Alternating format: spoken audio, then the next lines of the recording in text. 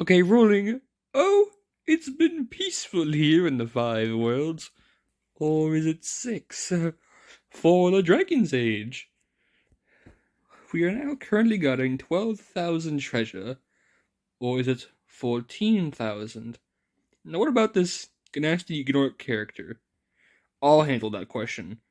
Nasty Gnork is a simple being. Simple! He has been contained in a remote world and is no threat to the Dragon Kingdom. No threat? Besides, he is ugly. Ugly? That does it.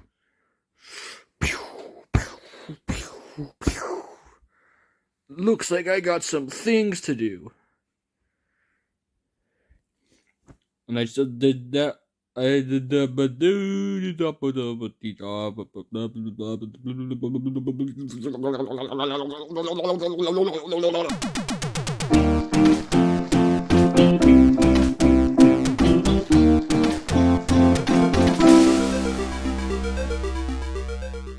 welcome back to Nintendo Games and Junk? Question mark? That's right. I got more of these things. Now, I think I did say I would take a break from collecting a while back in my last episode. And I kind of did a little bit, but we just happened to be in Chicago, and we went to Davenport recently too, and we happened to find some more new stuff.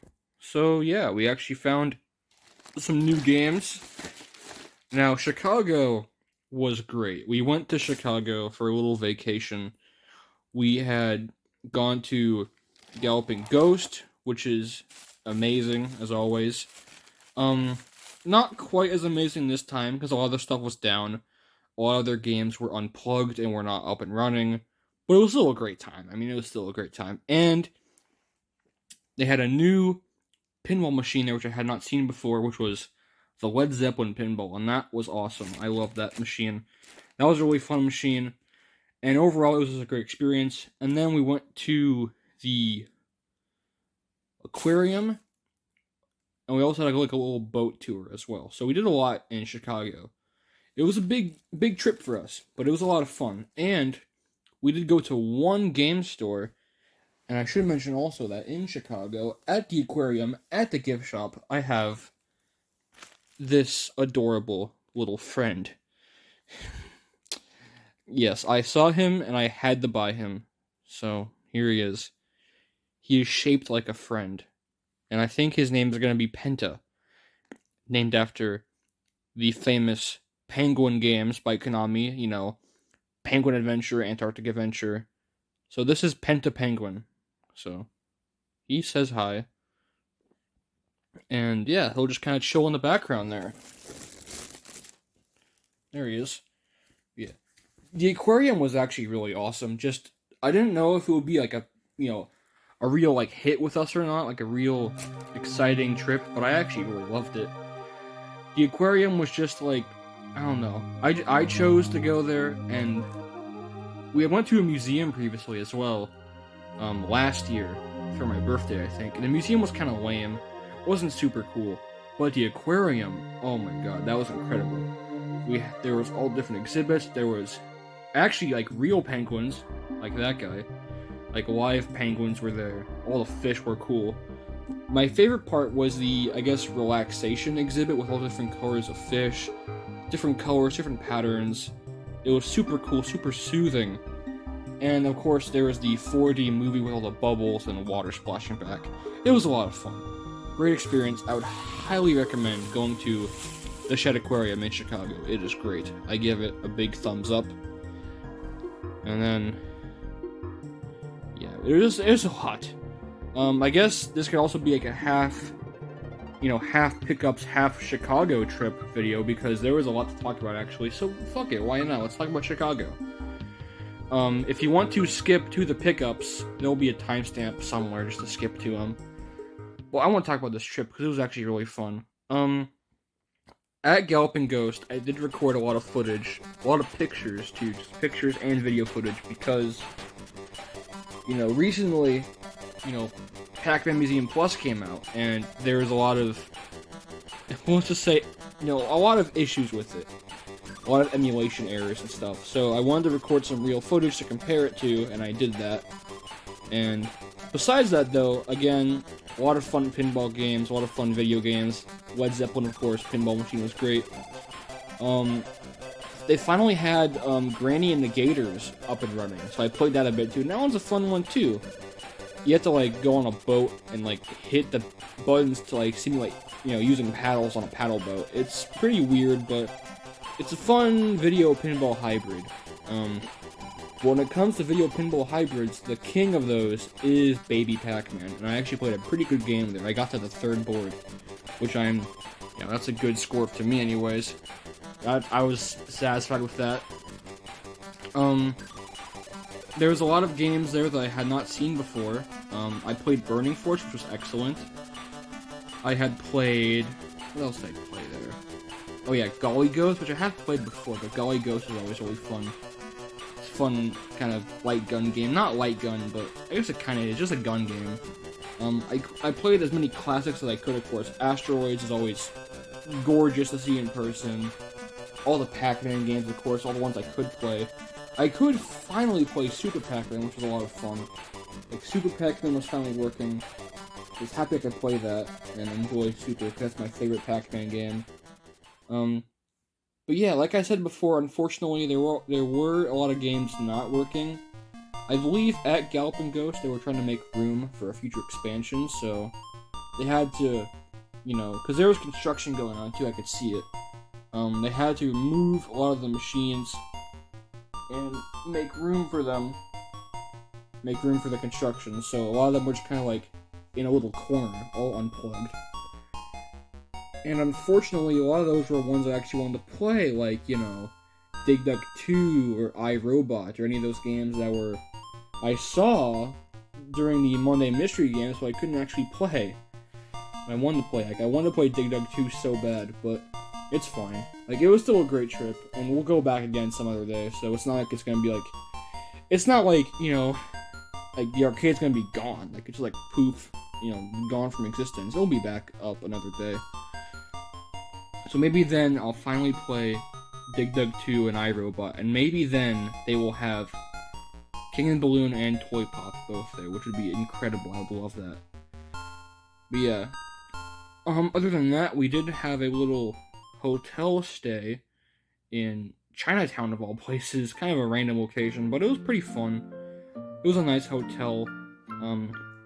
Usually a hotel is good if they have good breakfast, and they got good breakfast, so that's, satisfied me anyways. Good scrambled eggs and stuff, and bacon, of course. It's all good stuff. And then, yeah, the boat tour was pretty cool, because the boat was just kind of like... Well, to be honest, I was actually kind of terrified of going on it, because I have a fear of water. Not like swimming pools, like those are fine, but like big like oceans and like, or lakes even like a big lake. That to me is terrifying, like falling in it and drowning. That is scary. But it was pretty safe actually. The boat tour went by really well, and it was just a lot of fun. A lot of great pictures there too, and the fireworks show was just, the fireworks were, yeah, that's how to describe the fireworks. It was beautiful, it really was, and I loved it. And then, yeah, enough talk. Let's get to the actual reason why you wanted to see this video. The games, and right off the bat, we got Lode Runner. One of the classics, one of the all-time computer classics, I would say. First was released on, I think it was released for Apple II first, if I'm not mistaken. Apple II, like Atari 8-bit, one of those computers. But yeah, here it is on the NES, and it's even in a nice 5-screw case, which I always love. I love 5-screw games. They're just so unique looking. I've actually been looking for this one for a while now, and I know that Disc Replay did have this, but it was always like $10 or something. I was like, no, that's too much. Like, for a simple puzzle game, no, I'm not paying that much. So at this game store in Chicago, which I forgot the name of actually, it's fine, it's whatever. It's just the game store in Chicago, we'll just call it that. They had this game for only $5, and I was like, yeah, hello. So, like, that happened. I took it, and yeah. All the games work, by the way, too. All the Nintendo ones, they work just fine. And, yeah, for being $5, yeah, I mean, that's, you know, you're getting a lot of your money's worth of this game. This has a level editor, it has a bunch of different, you know, already made levels. You know, it's just a classic game, you know, gotta trap the enemies, collect all the gold, climb ladders, climb across ropes. Really fun game, really solid puzzler. You know, just a good game. You know, Lode Runner. What is there to say about it? It's just a damn good puzzle game. Alright. Here we go. Well, I actually kind of forgot I got this one. This is Top Secret Episode with Golgo 13, kind of like the Japanese James Bond in a way. I think this also cost me $5. I'll put the prices up on screen and stuff, and, you know, the eBay price as usual. But yeah, it's kind of a cool multi-genre game. I never got super into this one. I'll have to play it more, but I mean, from gameplay, it looks really cool. Because, you know, just, you know, the multi-genre stuff, I'm a big fan of that in games. I love it when games have variety. I'm a big, you know, fan of variety in games. That's why I love stuff like Spyro so much, because Spyro, all the different mini-games, Kirby, bunch of different mini-games, you know, games with variety or what I really like, so I might have to actually play this one more, give it a chance. But yeah. Now I have both Golgo 13 games, too, now, so that's pretty cool. I have this and Math Act Conspiracy. So, I got those both. But I don't have Secret Ties, the prototype game, and I probably won't get that one, because it's a prototype. You're not supposed to have prototypes. I mean, you can, but, like, they're stupidly rare anyways. But as far as the officially released games, my Golgo 13 set is complete for the NES. And now, finally, we have something with a bit of class. It's a huge advertisement for McDonald's. Yes. This is McKids, famously covered by Angry Video Game Nerd, but it's actually a fun game. I think even when, Mike and Bootsy played it, they said it was a good game then too, so yeah. Just a super high quality platformer, good music, good graphics, you know. Obviously it's, you know, McDonald's advertising, but like, it's a fun game. I didn't pay too much for it, so yeah. It's actually an uncommon one too, decently uncommon game. So, I was happy to find it. I had actually never seen it before. So this is one I could not get in my more local stores. This was a good find. I like having it. Kind of going out of order here, actually. These are two mini arcades that I both got at, you know, the whitest restaurant ever, Cracker Barrel. But, you know, I love that place, though, because they sell these. So that's why I get them. That's why I really like going there, is because of these. So, I always gotta get these. And their candy, too, is great, too. They have a huge selection of candy. But anyways, I have Galaga and Space Invaders. Oh, Space Invaders. There we go. And, yeah. You can turn them on. And they work, they play. I need to actually play these though, like open them. Why don't I just open them right now and show you what they actually look like? So, yeah. Which I will do once the demo ends, and I will pause and have the box all open and stuff. Be back in a bit. Alright, the games have now been freed from their plastic prisons, so now all we gotta do is just, flick the switch. And I might actually need to replace these batteries soon, too, because these can corrode. Oh, maybe turn it off quickly there. Oh, I didn't turn it on yet. There we go. So let's try Space Invaders here. And again, I love these because, you know... Oh, hold up. There's a spelling error. Uh-oh.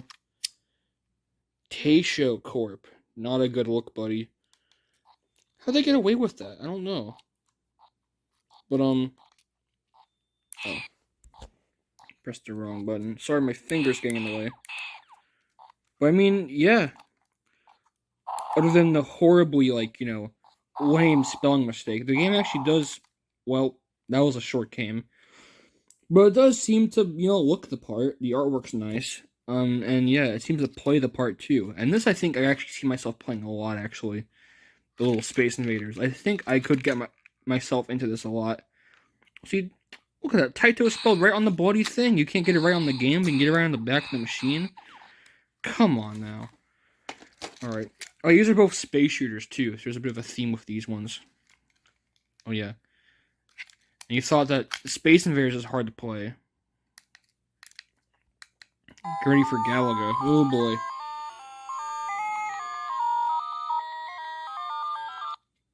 Let's just try to beat it without moving. Okay, this one's a bit rough. It's very choppy how the aliens kind of all come in. But I guess it is still Galaga. Like, it is still the game. It's all there, so... And really, these aren't, like, made to be, like, you know, real authentic... Like, these are meant to be, like, these are the definitive way to play these arcade classics. No, they're not meant to be that. These are not, like, definitive arcade ports. They're fun decorations, and that's why I love them so much. And, like, the artwork is beautiful on them. And the marquees, the light-up marquees, are just the icing on the cake. So, yeah. You know, I really like these. I think I'll actually play the Space Invaders one after I finish this video, so I will play that one later. But the fun doesn't end there yet, no. The fun does not stop there. This is a long one, so buckle your seatbelts, kids. We have some Atari games, too. Now, these have not been tested yet. I have not tried these, but I will let you know in post if they work or not. But I'm just going to show them all really quick. This is Midnight Magic, a pinball game. Mega Mania, a classic Activision shooter. California games, I'm not really a big fan of, but this is the Atari one, so it might be better, because it's simpler, I don't know. And then another arcade port, Wizard of War, which is very kind of weird, almost like a mind control kind of game. Like, there's like a weird voice that talks to you and, like, you know, just kind of like makes you lose your mind. I don't know. I feel like this is what people were thinking about when they were thinking of Polybius back in the day. Like, when they were trying to remember, wait, no, I did play Polybius back then. They're probably thinking of Wizard of War. Maybe Gorf. Gorf is also a good candidate for that. Yeah. 4 Atari games.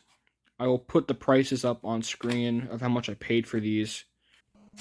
But now, we're nearly there, lads. Nearly at the end. I got these recently, more recently, and these are from Disc Replay. And we also checked video games, etc. as well. Nothing. Not a single game there that I got. I even looked at all the Atari games, and there was nothing of interest there, so... disappointing, but it's fine. Oh yeah, I should also put the dates up when I got these too. Here we go. I got stuff in Chicago on... and then I got the stuff in Davenport on... there. Now we can all rest easy. Here we go. Super Sprint. Now this one I've been wanting to find for a long time. Super Sprint is great. It's a nice, simple racing game. Good arcade port. Just, you know, really simple and really fun. I don't know what to say about it. It's just a really good game, Super Sprint. You know, I like this one. One of those funky Tengen carts, but still really cool to have. Ignore those. Those are the Chicago ones. Those are from the Chicago basement. Let's see. Here we go. Heavy Shreddin', a snowboarding game. Actually, I think it's the only NES snowboarding game. And also, the only one published by Parker Brothers. Now, Parker Brothers did some great Atari games they've published. Popeye, Q*bert, Frogger, all those classic games. But this is their only NES one. Except for also they did Drax Night Out, which never came out, technically. Yeah, this game, is a bit of a rough one. I think if I had the manual, it might be more playable, but I often just find myself falling off my snowboard for no reason, and it's like, what am I doing wrong? I don't know. And I'm figuring, oh, at the turn, right, you gotta, like, rotate your snowboard, but even still, like, it's hard to pull off. Because the controls are not super intuitive, and it's just kind of a mess. Like, you know, the game is nice, like, it's technically well made, like, the presentation's good, but, like, just, you know, maybe this one needs more time, I don't know, maybe I gotta give this one more time. We'll save them more for later, actually. Bad Dudes. Bad Dudes is kind of like a sort of like a so bad it's good almost kind of game, kind of a cheesy game. It was a top arcade hit. Said no one. Awkward sauce. But yeah. This game is alright, I suppose. It's just like a really mindless beat 'em up. It's what it looks like on the case. You punch people and then that's it. If you want a better beat 'em up, play Double Dragon 2. That one's way better. So, there's that. Now this one, I was not expecting to see at all. This is Toki. And as you can see, this cartridge is in terrible shape. Good God, it is in awful shape. But look at that price. See that price? That's a very good price for this game, actually. Especially when I compare it to the eBay price, which I'm going to put on screen right now. On eBay, this goes for far more. This is a really pricey game, actually. One of the more pricey ones. Well, not one of the more pricey ones, but it is a pricey game for sure. You know, it's late era Taito, so it's going to be more expensive. Even though the game is in such bad shape, like it's in really bad condition, like half the labels scratched off. It looks like it was burned, like it was saved from a house fire. For that price, I couldn't pass it up, so I was like, oh, whatever. I'll give it a good home, and yeah, here it is. And honestly, I might just keep it just how it is, like even when I get a duplicate of this game, if I get a duplicate of it, I kind of want to keep this other, like, beat-up one, because it has a lot of character, you know? It has just so much character to it, so it's cool to have this one as well. So, yeah. Toki. Oh, yeah, these ones all work, too. Everything works that I have tested. All the Nintendo games work. I have not tried the Atari ones yet, but those will probably work, too. I'll let you know later. And finally, we got a big one. Here you go. This is the only boxed game I got. Robin Hood, Prince of Thieves, based on the movie, which I have never seen. But this is kind of like a Zelda-like a little bit. I played it for a while just to test it out, and it seemed interesting. Kind of has some RPG elements to it, but I got stuck pretty quickly. And this is the most expensive one too, $40 for this. But it is a boxed game, it's more uncommon, so I figured, I can excuse it. It's excusable. So there it is. And that's it. That'll do it. That's another one for the books. So, yeah, hope you enjoyed. I would not expect these to come out too frequently from now on, because it's getting pretty hard where I live to actually find games, you know, actually trying to buy stuff. It is getting to be pretty difficult, you know. Selections aren't that great over here. You know, I might post one every now and then. You might see a pickup video every now and then. Until then, I want to know your feedback. What should I do with this series? Like, I'm not really sure. Because I could do more eBay crap. I could do, like, some game reviews, or just, like, collection videos, or just anything, NES related. I'm not sure what to do with this, so if you have any, like, suggestions for videos, let me know. I'll probably do them, because I'm kind of, like, bored. I don't know what to do with for videos right now. Like, what do I do with this channel? Just tell me what to do with this channel, and I'll probably listen. Just tell me what videos to make, what should I do, and I'll probably do it, because I'm, like, directionless right now. So, yeah, that's that. I'll see you later, and, Penta says goodbye. You know, Jaden Houghton, Nintendo Games at Junk, Robin Hood, Prince of Thieves, forever. Yo!